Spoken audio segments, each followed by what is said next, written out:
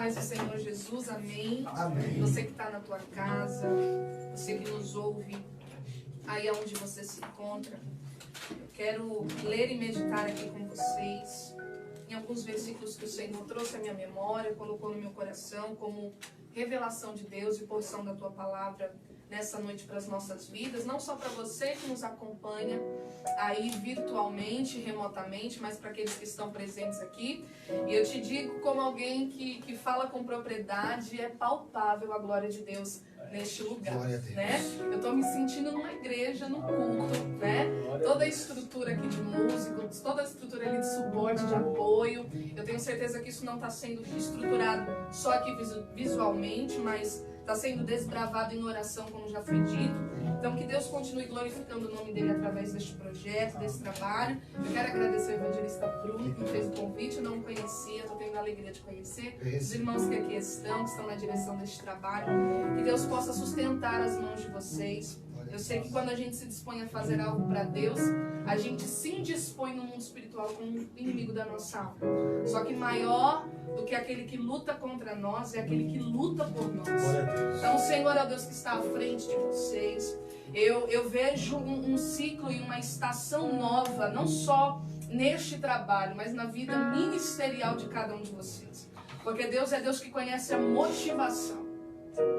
E muitos, o Senhor me toma para dizer isso, porque Deus está desabilitando os sacerdócios, Deus está desabilitando neste último tempo altares que foram levantados, porque iniciaram até da forma certa, mas se perderam no meio do caminho. E é por isso que neste último tempo Deus está levantando, Deus está habilitando pessoas para fazer aquilo que ninguém quer fazer. Meu Deus. Então tenho a certeza que isso não para aqui. Há um propósito muito maior na vida de vocês. Amém? Eu quero ler com você que está em casa. Você que tem Bíblia, abra a tua Bíblia. Livro de Neemias, no capítulo 1. Eu quero fazer menção de alguns versículos. Enquanto vocês procuram aí, se você se sentir na liberdade de pegar papel, caneta, é válido gravar tudo que vai ser liberado, tudo que já tem sido liberado, porque com certeza é o céu que está na direção deste trabalho.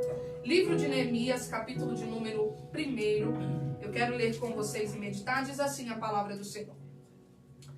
As palavras de Neemias, filho de Acalias. Sucedeu no mês de Quisleu, no ano 20º, estando eu em Suzã, a fortaleza, que veio Anani, um de meus irmãos, ele e alguns de Judá. Perguntei-lhes pelos judeus que escaparam e que restaram, ou em outras traduções, que sobreviveram do cativeiro. E acerca de Jerusalém disseram-me, olha, os que restaram e os que sobreviveram do cativeiro estão na província, estão em grande miséria e desprezo. E o muro de Jerusalém está fendido e as suas portas foram queimadas a fogo. E sucedeu que, ouvindo eu essas palavras, eu me assentei e chorei e me lamentei por alguns dias. E estive depois disso orando e jejuando perante o Deus dos céus. E disse, Senhor Deus dos céus, oh aleluia, Deus grande e terrível, que guarda o concerto, ou em outras traduções a aliança, que guarda o conserto e a benignidade para com aqueles que te amam e guardam os teus mandamentos. Estejam, pois, atentos os teus ouvidos e os teus olhos abertos para ouvires a oração do teu servo, que hoje eu faço perante ti de dia e de noite pelos filhos de Israel.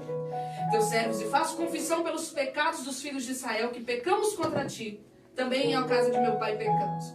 De todos nos corrompemos contra ti, não guardamos os mandamentos, nem os estatutos, nem os juízos que ordenastes a Moisés teu servo. Mas peço-te, lembra-te, pois, da palavra que ordenaste a Moisés teu servo, dizendo, vós transgredireis, e eu vos espalhareis entre os povos. E vós vos convertereis a mim, e guardareis os meus mandamentos, e eu os farei. Então, ainda que os vossos rejeitados estejam no cabo do céu, ou em outras traduções, estejam distante, estejam longe, de lá eu os ajuntarei, oh aleluia, e os trarei ao lugar que tenho escolhido, para ali fazer habitar o meu nome. Amém? Queridos, Livro de Neemias, no capítulo e nos versículos que nós acabamos de fazer menção, vai nos relatar um cenário, uma história e uma realidade que dentro da Bíblia e da história nós vamos conhecer ou muito bem ou parte dela. Para mim é indiferente o teu nível de conhecimento, e eu como pregadora tenho a obrigação de introduzir isso aqui te explicando o texto, independente do quanto a gente já conhece. A palavra de Deus, ela se renova. A Bíblia vai dizer neste cenário, neste contexto, que Israel está vivendo um período de transição, um período de mudança, um período de restauração. E o que está acontecendo?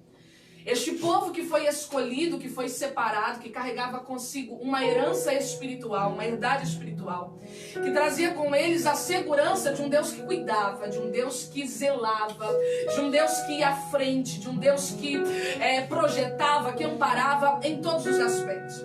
Esse povo que é chamado filho de Deus, filhos do Senhor, eles agora passam a oscilar espiritualmente e dividir o seu coração entre aquilo que era de Deus e aquilo que não era. E todas as vezes que nós, como servos, como filhos de Deus, passamos a dividir agora o nosso altar, que é o nosso coração. Altar não é um púlpito, altar não é um palanque de uma igreja, altar é o nosso coração. Todas as vezes que Deus percebe que Ele não ocupa mais um lugar neste altar, que Ele não é mais prioridade neste altar, o Senhor começa a permitir algumas situações para que as nossas prioridades sejam revisadas, para que as nossas vidas sejam revisadas. É como se Deus desse através da luta, através do processo, através da dor, a oportunidade de Israel reconhecer que ainda tinha um Deus, que ainda tinha um Senhor, que ainda tinha um Pai. Então Deus permite para esse povo que era abençoado. Israel, onde chegava, plantava. A terra podia ser ruim. Quem não se lembra de Isaac, quando chega na terra de Gerar, havia uma certeza, ele entendia, a terra é ruim, é difícil, mas eu entendo que não é a bênção que está na terra, a bênção está em mim. Glória a Deus. Glória a Deus. Então não importa onde eu esteja, eu tenho a plena convicção de que aonde eu pisar a planta dos meus pés, Ele estará comigo. Isso é uma promessa.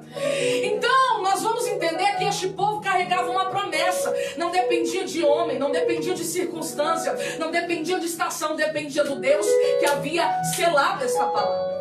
Então Israel era um povo muito abençoado, um povo próspero, só que começa a dividir o seu coração agora. E é um povo tão que aceita a miscigenação espiritual de crença, que qualquer coisa que apresentam para eles, eles aceitam. Que qualquer coisa que apresentam para eles, eles querem, eles topam. E Deus agora começa a entender que para trazer esse povo de volta, Bruno, não adiantava mais abençoar. Para trazer esse povo para perto, não adiantava mais dar terras.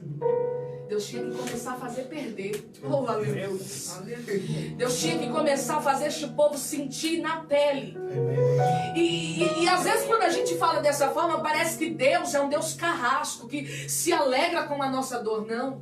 Só que muitas das vezes nós vamos perceber que Deus não se alegra com o nosso sofrer, com o nosso chorar. Mas isso é parte de uma forma pedagógica de Deus trabalhar para que é mais importante aquilo que eu perdi do que a minha alma. É mais importante, muitas das vezes, a gente acreditar que aquilo que se foi do que a minha salvação. E a lógica de Deus não é essa. Deus está dizendo, eu prefiro que você perca carro, eu prefiro que você perca emprego, eu prefiro que você perca saúde, eu prefiro que você perca relacionamento, mas não perca a minha presença, como já foi dito aqui.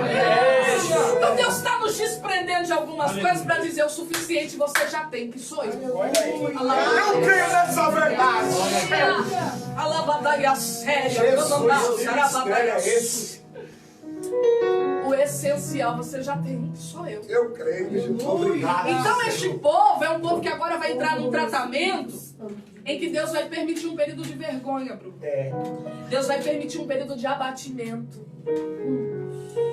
E tem gente que tem medo de corrigir, tem gente que tem medo de tratar intensamente, porque acha que esse tratamento vai matar, esse tratamento vai fazer alguém retroceder. Não. Oh, aleluia. Jesus. A conta do pecado chega. O pecado ninguém paga à vista, é no cartão de crédito. Você vai usando, vai usando, vai usando, mas quando você menos espera, a fatura chega. Só que Deus é um Deus tão misericordioso que Ele sabe que a gente não pode pagar. Meu Deus, aleluia! Ele sabe que a gente não tem. Meu Deus. O preço Ele paga, mas a consequência a gente enfrenta. Então esse povo está vivendo um período de vergonha. Qual é este período? 70 anos agora de exílio, de exclusão, de abatimento, de vergonha. E agora o povo de Israel, que é chamado escolhido, está vivendo um dos piores momentos da sua vida. E agora eu entro no texto. Neemias, nessa condição, é alguém que foi chamado como copeiro do rei, como um servo. E a Bíblia vai dizer que Neemias, separado para essa boa obra, separado para este ofício, está agora em Suzã, que é denominado como uma fortaleza, uma cidade forte. Está agora neste cenário, vivendo a sua vida.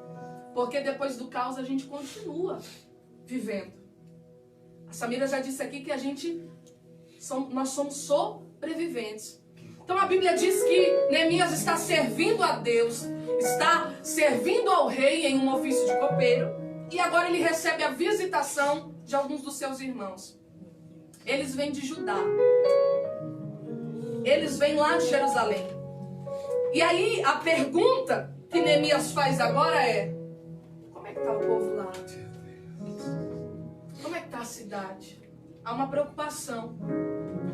Só que eu aprendi com Deus que todo desejo e toda preocupação que Ele nos permite sentir não se dá simplesmente por alguém que está preocupado. É o início de um projeto que está começando. E tudo começa com uma pergunta: como é que eles estão? Neemias não está falando da sua vida, Neemias não está falando de quanto ele ganha, Neemias não está falando da sua rotina. Ele está preocupado com alguém que está do outro lado. Meu Deus, como é que eles estão? Como é que está a cidade dos nossos pais? Aí vem a notícia, a certificação de quê? Rapaz, aqueles que restaram, que sobreviveram, eles estão em grande miséria e desprezo. Olha aqui pra mim, fica comigo, você que está aí. Aqueles que restaram e que sobreviveram, eles estão em grande miséria e desprezo. Aí você olha pra mim e diz: Ju, tá tudo destruído. Eu olho pro meu casamento, eu não vejo saída. Eu olho pra minha saúde, eu não vejo saída. Eu tô pregando pra gente que perdeu o emprego nesse período. Eu tô pregando pra gente que não tem, muitas das vezes, alimento no seu celeiro. Eu tô pregando pra gente que tá com as crianças dentro de casa e não sabe o que fazer, como administrar. Eu tô pregando pra pessoas que nesse período estão vivendo guerras espirituais que nunca viveram. Eu estou pregando pra pessoas nesse período que estão quebradas, moídas, devastadas. Aí você diz pra mim: tá tudo errado. Eu tô desprezada. Eu tô falida. Tô sendo humilhada. Estão falando de mim. Levantaram calúnia. Só que Ananias, irmão de Neemias, ele traz a notícia, que de fato é verdade: a cidade está desolada. A cidade está destruída. Estudiosos vão dizer que o comércio local quebra. Que o templo não existe mais. Não tem adoração. Não tem oferta. A cidade parou. Ele traz uma verdade dizendo: estão desprezados, estão humilhados, estão em grande desprezo.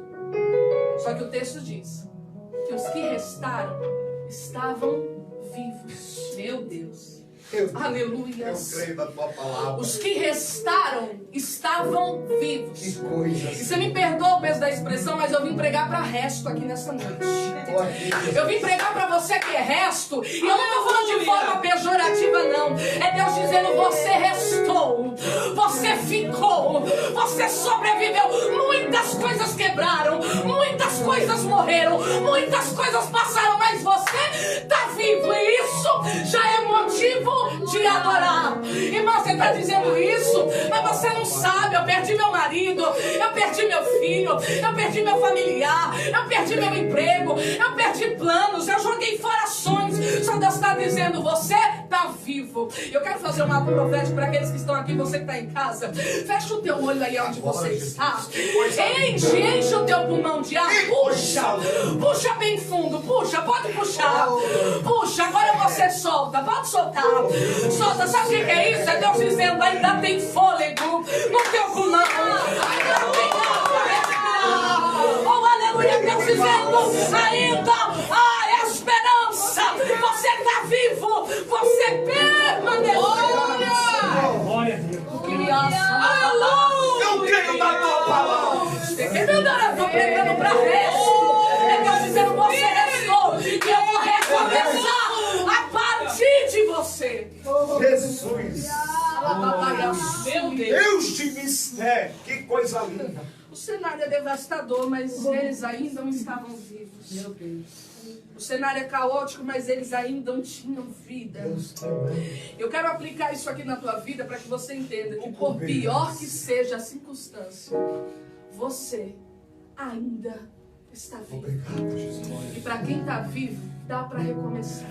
Meu Deus. Para quem está vivo, dá para continuar. Creio. Para quem está vivo, dá para tentar de novo. Meu Deus, eu creio. Oh, eu estou pregando para a gente que está debaixo de um peso, oh, aleluia, de calúnia tão grande. Meu Deus. Hoje a palavra de Deus te acerta e te tira de uma cadeia espiritual. Deus está dizendo, vá viver a tua vida, porque eu não permiti a morte te abraçar, eu não permiti a calúnia te derrubar. Você continua. Oh, meu Espírito de Deus, aleluia. Glória a Deus, aleluia. Só que Deus disse algo para mim, eu queria dividir com vocês. O Senhor me disse, filha, perceba que neste tempo, nesse cenário, eu não vou usar quem leva a notícia. Eu vou usar quem recebe a notícia. Meu Deus. E é por isso que eu parei para entender em Deus que nós somos responsáveis não só pelo que falamos, mas também pelo que ouvimos. Porque a partir do momento que Deus me traz o conhecimento de uma realidade, eu não faço nada. Eu não sou tomado como inocente. Eu sou tomado como negligente. Anani é o tipo de cristão, Meu Deus. é o tipo de crente, é o tipo de servo Me ajuda, Jesus. que pisou no ambiente, Bruno, viu como estava, entendeu que aquele cenário não tinha nada para oferecer. Eles estão indo para Suzã. Suzã é Fortaleza. Eles estão indo para a casa do irmão, que é no palácio. É como quem diz, Jerusalém não tem nada para me oferecer. Jerusalém não tem o que fazer por mim. É gente que olha o cenário devastado e diz, aqui eu não fico. Aqui eu não permaneço. Por quê? Porque automaticamente a gente tem a mania de querer estar em ambientes que vão nos favorecer. Oh, Eu lembro que eu vi um período que um dos ministérios que o Senhor preparou que eu congregasse, houve um mover de Deus e Deus preparou que nós abríssemos uma congregação, nós não, a liderança. E sabe o que é pegar machado e assim, falar, meu Deus do céu, e agora? Ninguém queria ir, nenhum dos obreiros queria estar. Por quê? Porque ali ninguém ofertava, ali ninguém dizimava. No meio da favela do Pombal, quem é lá de Adema conhece. lugar bom lá. Ninguém queria estar, ninguém queria ir. O pessoal queria estar na sede, queria estar no templo, queria estar onde tinha retorno. Meu Deus. E Deus falou comigo, se você só está em ambientes por interesse, por conveniência, não diga que você me serve. Porque servo tem que entender que é um período que ele colhe, mas é um período que ele semeia. Tem lugares que Deus vai te levar que você não vai colher, você vai semear, você vai ser a semente. Tem lugares que Deus vai te levar, você vai ser abençoado, mas tem lugares que é você que vai abençoar. E hoje tem crente, ministério, gente que serve a Deus, precisa entender isso. E tem lugares que eu não bebo, tem lugares que eu dou água, tem lugares que eu não colho, tem lugares que eu planto.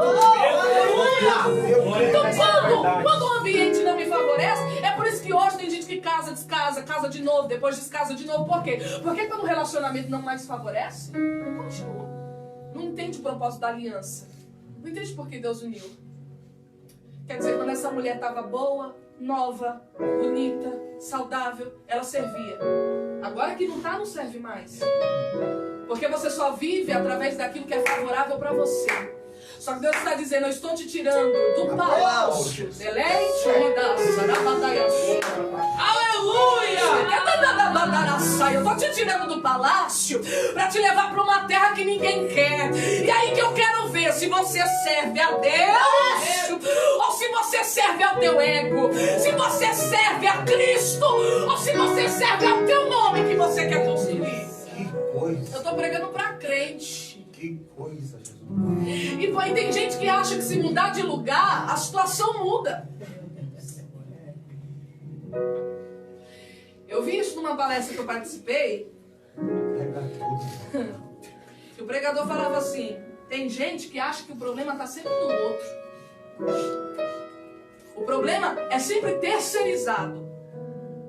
Ele nunca assume a responsabilidade. E aí esse homem fez uma ilustração, Bruno. Ele falou, muitas das vezes a gente está na frente do espelho, a gente olha para o espelho e a gente diz, não gosto do que estou vendo. Aí a gente quer trocar de espelho. Não gosto do que estou enxergando. Vou comprar outro espelho, só que o problema não é o espelho. O problema é o que está na frente dele. Então Deus está dizendo, para de trocar de emprego achando que o problema é o lugar. Para de trocar de namorado achando que o problema é o cônjuge. Para de trocar de relacionamento achando que o problema é a pessoa. Deus está dizendo, é tempo de olhar para dentro. É tempo de olhar para si. Não adianta estar num lugar por se sentir favorável. Anania é o tipo de crente que só está em lugares que alguma coisa pode o favorecer. Pode trazer benefício.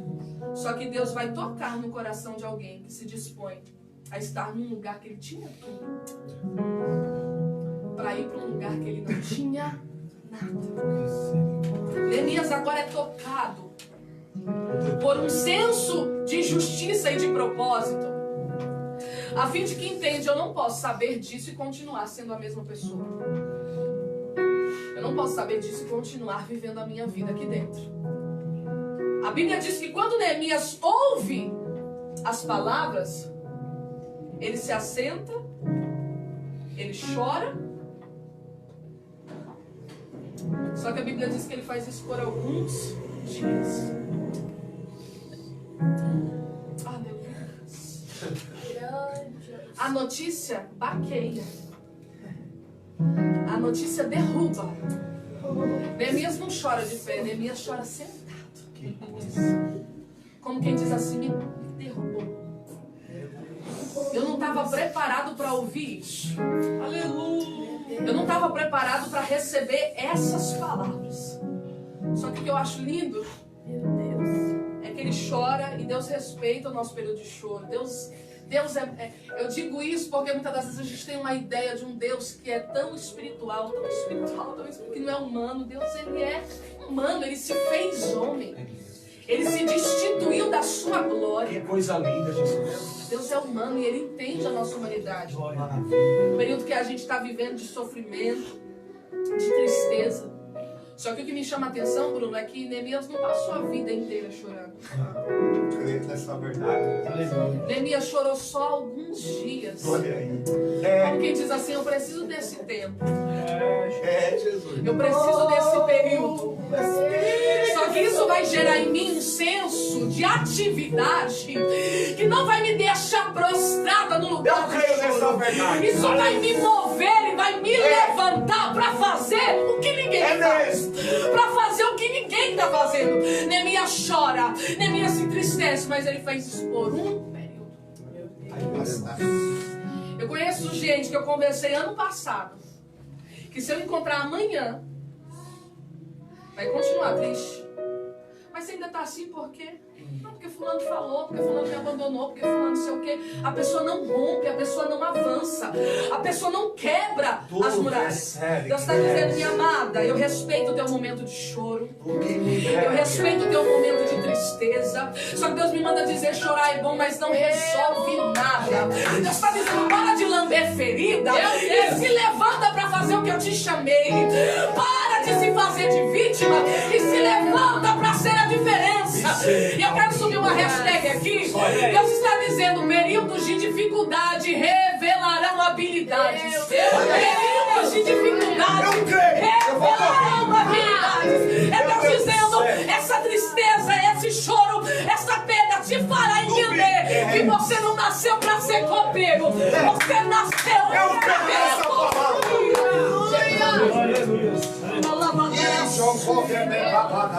Aleluia. Que coisa linda, Jesus, é tua palavra. Aleluia. Eu vou encerrar já. Ai, não, irmão, pelo amor de Deus. Pega aí, minha irmã, entrega tudo. Esse período de dificuldade revela para Neemias uma habilidade que ele tinha e não conhecia. Esse período de dificuldade revela para Neemias uma direção, um destino, um propósito que ele não conhecia. É Deus dizendo, a partir da perda, a partir do choro, a partir da tristeza, eu vou te mostrar de fato o que eu tenho contigo. Eu não sou de contar isso. Eu não sou de falar, mas o Espírito está me direcionando. As pessoas perguntam muito, né? Assim, nova, 27 anos. E as pessoas, Ju, como começou o teu ministério? Às vezes a gente ministra moças, jovens, e há um ponto de interrogação. Onde é que tudo se iniciou? Como é que aconteceu? E a gente tem a mania de admirar a foto num cartaz, de mensurar a qualidade ministerial de alguém pela quantidade de seguidor no Instagram, pelo nível de influência que essa pessoa tem. Isso, na verdade, não tem nada a ver com vida com Deus. Tem gente que tem aí milhões de seguidores, um alcance inumerável de pessoas e já não tem mais testemunho, já não tem mais vida com o Senhor. Só que eu lembro que o meu ministério, a minha vida ministerial iniciou a partir de um momento de perda muito grande. Deus sempre me ensinou nas perdas. Hoje faz 16 dias que eu enterrei o meu pai. E quando eu, ali no dia dos pais, vendo o corpo do meu pai sendo velado, havia uma preocupação dos meus amigos que me ajudam. E alguém disse pra mim, você vai cancelar as tuas agendas esse ano. Você vai dar um tempo, você precisa cuidar de você, da tua família, da minha mãe que está sozinha. E na mesma medida Deus falou comigo, eu não vou te paralisar, eu vou te ocupar. Porque na medida que eu te ocupo, eu distraio a tua mente para que você entenda. Não vale a pena pensar no que morreu, no que perdeu. Você tem que pensar nos que restaram. Os que são vivos. Então eu estou vivendo esse ciclo de perda e de novidade em Deus. Só que o meu ministério iniciou num período de perda muito grande. Eu lembro que eu era uma crente normal, Bruno. Mediana. Ia pro culto de domingo, um domingo eu ia, outro não ia. Tá bom, fui domingo passado, né? Tomava ceia, daqui a pouco tava, mas não tava. E aí Deus permitiu eu perder tudo. Eu lembro que eu fui morar num lugar afastada de todos, para não morrer, porque havia ameaças de morte contra a minha vida, por conta de um relacionamento abusivo. E depois de muito ser agredida, muito sofrer, eu entendi, se eu continuar aqui, eu não vivo mais. Eu vou morrer. Então mudei de cidade, me escondi para recomeçar a minha vida. Eu lembro que eu aluguei uma casa e eu não tinha nada, absolutamente nada. E eu dormia num colchão no chão que eu ganhei usado, alguns poucos móveis usados também. Não tinha telefone na época, rede social para me distrair. Não tinha uma televisão bonita dessa que vocês ganharam aqui no projeto, que eu disse, meu Deus, o Senhor cuida do teu povo. Não tinha nada. A única coisa que eu tinha era a Bíblia. E aí eu chorava e orava e falava com Deus e abria a Bíblia. E ali Deus começou a se revelar para mim nesse período de dor. Eu dizia: Deus, eu estou longe dos meus amigos, eu estou longe da minha família. Eu não tenho um telefone para passar o meu tempo. Estou dentro de uma casa que eu não tenho nada. E o Senhor me disse: não, você não está dentro de uma casa, você está na olaria. E foi no meio dessa olaria, onde o meu vaso estava todo quebrado, que Deus me disse para mim: agora eu refaço um vaso conforme a minha vontade. Aí foi nesse período, Deus me disse: eu vou te ensinar a orar, eu vou te ensinar a jejuar, eu vou te ensinar a ler Bíblia. Dali pra frente Deus abriu tanta coisa. E já são 7 anos para a glória de Deus. Vivendo um novo tempo a partir da perda. Porque a dificuldade revelou em mim uma habilidade que eu não sabia que eu tinha. Deixa eu dizer para você, e eu encerro. Neemias agora começa a sair do lugar do choro, do lugar da dor. E nós lemos aqui: e depois disso, disso o quê? Depois de chorar, depois de se assentar com o baque da notícia, eu jejuei e orei perante o Deus dos céus. E disse: ah, Senhor, Deus dos céus, Deus grande e terrível, que guarda a tua benignidade, a tua aliança com o teu povo. Ele começa agora a dizer: Senhor, atenta aos teus ouvidos à oração do teu servo, que eu faço perante ti de dia e de noite.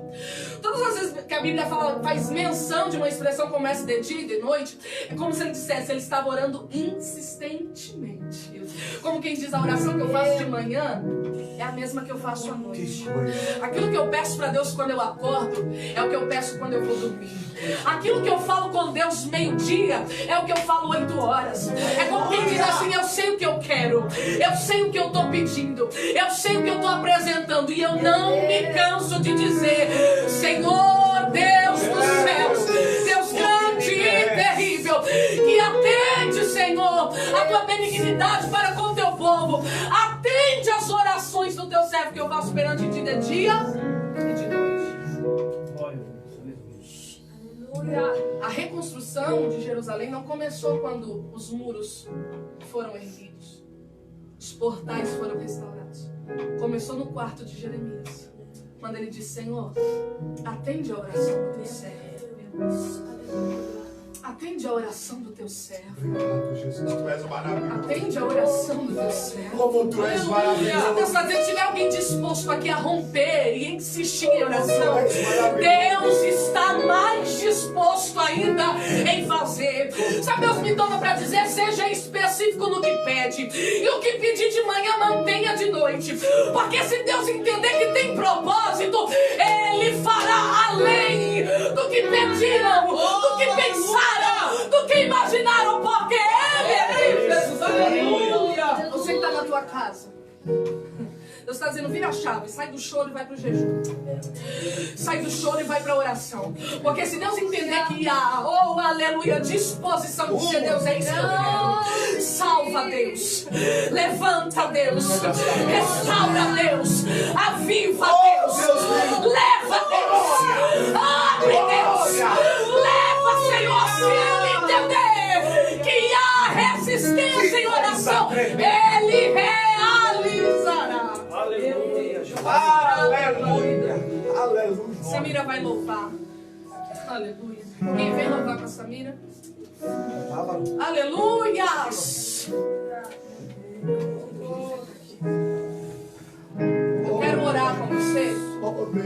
E não dá para falar de uma palavra como essa sem finalizar com oração. Nós conhecemos o resultado da história. A Bíblia diz que Neemias começa a orar. E depois de 4 meses, a Bíblia diz que ele agora está diante do rei Artaxerxes servindo. E o rei percebe: o semblante de Neemias está diferente. Só que o que me chama a atenção é perceber que mesmo triste, mesmo o semblante abatido, Neemias continua servindo. Porque tem gente que usa disso para deixar de fazer o que foi chamado para fazer. Não. Neemias entendeu: eu estou triste, eu estou abatido, mas eu continuo servindo. A Bíblia diz que Neemias agora, através de um semblante que não impactou no seu serviço, o rei percebe: essa feição não é dele. Está diferente, está acontecendo alguma coisa. Eu quero que Deus levante pessoas sensíveis para perceber Como tu és lindo. que algumas coisas não estão bem mesmo quando ninguém fala nada. Deus não falou. O rei percebeu no semblante. E eu oro para que Deus levante uma geração sensível ao ponto de olhar para alguém e entender. Eu percebo que você não está bem. E por mais que a pessoa resista em dizer eu estou, o Espírito fala, não está. Oh, aleluia. Deus está dando sensibilidade para obreiros aqui neste lugar. Aleluia. Deus está dizendo, no olhar eu vou te mostrar o que é que está acontecendo. Só que Deus não mostra sem dar recurso para mudar a realidade. E a Tássia vai dizer, o que é que eu posso fazer para te auxiliar, para te ajudar, para te abençoar? E quem ora 4 meses de dia e de noite sabe o que pedir quando o rei se apresenta. Ei, eu preciso de cartas. Eu preciso de madeira. Eu preciso de material. Me ajuda. Quando o rei se apresenta, ele já sabe o que pedir. Não é alguém que fica olhando para o céu. O que é que eu falo? Que Deus tremendo. Glória. Maravilha. O rei dá cartas. O rei fornece material, cavalo. Não, a bênção. Só que quando chega em Jerusalém, Neemias vai ver com o olho aquilo que só ouviu com o ouvido. E uma coisa é você ouvir, outra coisa é você ouvir. Neemias cerca a cidade 3 dias calado, sem falar nada pra ninguém. Absolutamente nada. Como quem diz assim, deixa eu ver o nível que chegou a situação aqui. Deixa eu ver que estado que chegou, porque eu só ouvi dizer que estava destruído, mas agora que eu estou aqui eu preciso saber. É como quem diz assim, deixa eu ver onde eu estou me enfiando mesmo, né? Pra saber se dá tempo de voltar, não dá não. Não dá tempo. É você que Deus habilitou para essa hora. E Deus vai trazer à tona o nível que o problema chegou, só que Ele não vai te mostrar para te assombrar e te assustar e te fazer correr, não. Ele dizendo, eu vou te dar estrutura. Eu estou te fazendo ver com os teus olhos, para você não só participar de boca. Você lembra como era? Você lembra como tá? Não. Deus está dizendo, vai ter tuas digitais aqui nessa. Vai ter tua marca, vai ter teu suor, vai ter teu sangue. Você não vai participar, você vai dizer, eu fui amigo de Neemias, eu fui irmão de Neemias. Não, você vai impor a mão. Sabe, Deus está dizendo, eu estou te convocando para ser participante daquilo que eu farei neste tempo. Eu estou te convocando para ser cooperador do que eu vou realizar daqui para frente. Oh, aleluia. Ô irmã, eu vi. Não, chegou numa situação que eu não vou conseguir resolver. Deus não te chamou para resolver, Deus te chamou para auxiliar. A Bíblia diz que depois de poucos dias, eu não me recordo agora quantos, se foram 62, alguns dias, você lembra, Tati? 57, não sei, não está na Bíblia, depois você lê. Está lá. Poucos dias, Jerusalém estava restaurada. 52 dias. Jerusalém estava restaurada. Por um homem que estava no palácio. Ele podia dizer, eu já tenho meu salário, já tenho cama quente, já tenho tudo. Preciso. Só que por conta de uma pergunta. Deus está dizendo, não pergunte se você não estiver disposto a resolver. Meu Deus. Tá tudo bem? Se eu não puder fazer nada por você, eu não pergunto. Mas se eu estiver disposto a te ajudar, É desse jeito. uma pergunta vai iniciar um projeto. Só que eu quero finalizar a minha mensagem. O Gui e a Samira vão orar. Deus colocou isso no meu coração. E Deus falou assim, Ju,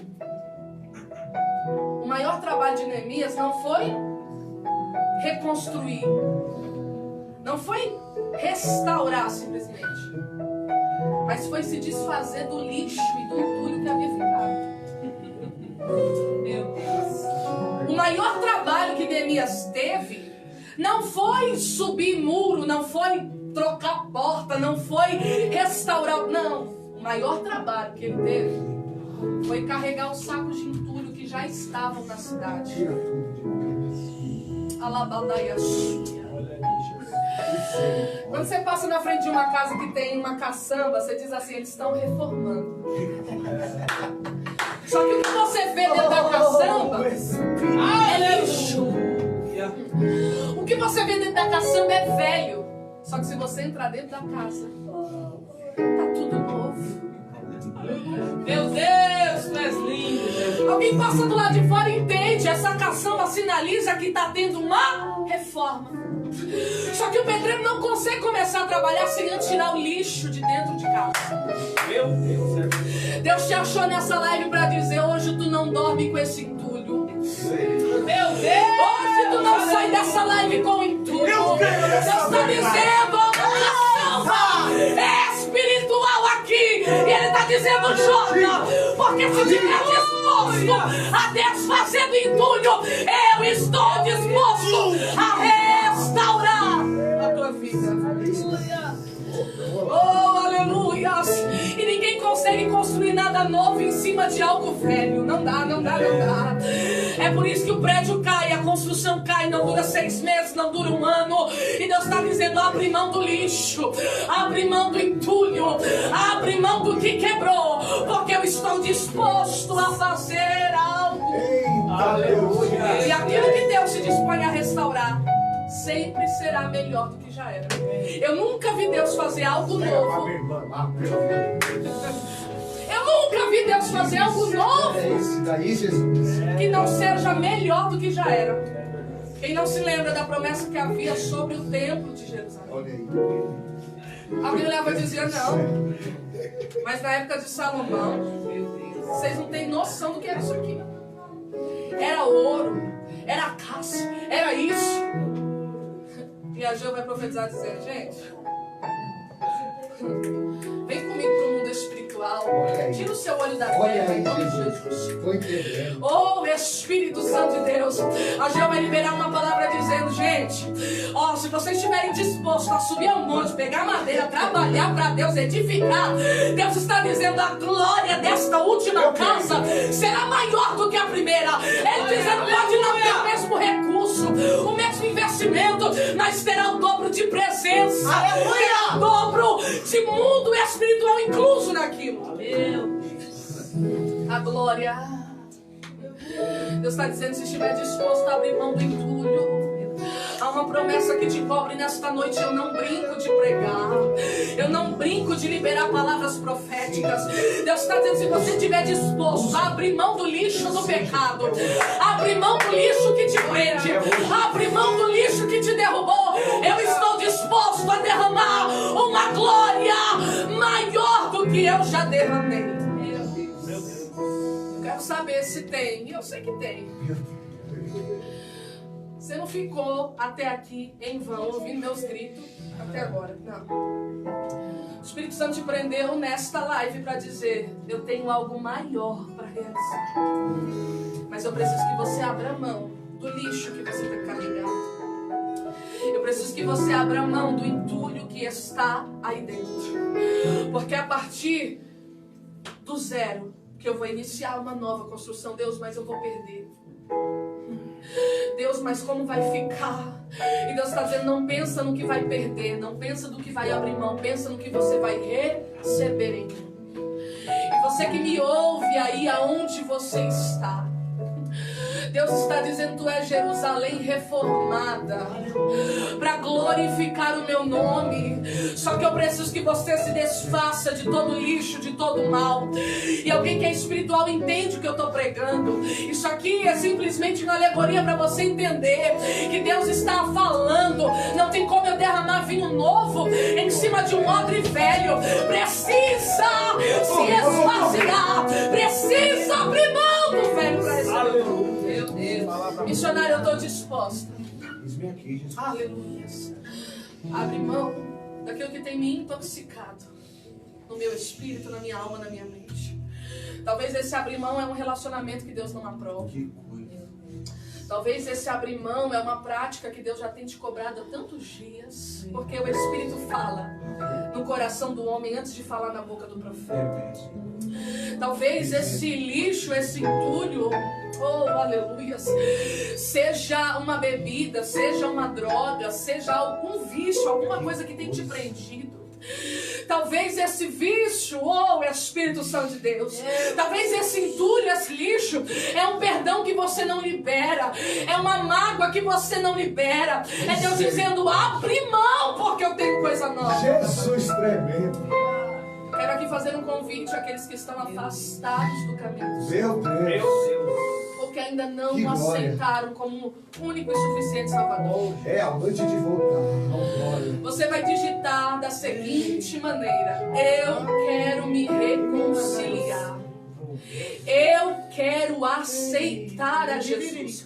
Você entende que essa palavra teve endereço? O endereço é o teu coração, é a tua vida, é a tua realidade. Não, missionária, não dá mais para viver com essa realidade, com esse lixo. Eu quero viver o novo na presença de Deus. Eu quero abrir mão do entulho. Eu quero ser restaurado e reformado no meu espírito. Coloque aí, enquanto eles vão louvando, você vai escrever: eu quero me reconciliar, eu quero afastar.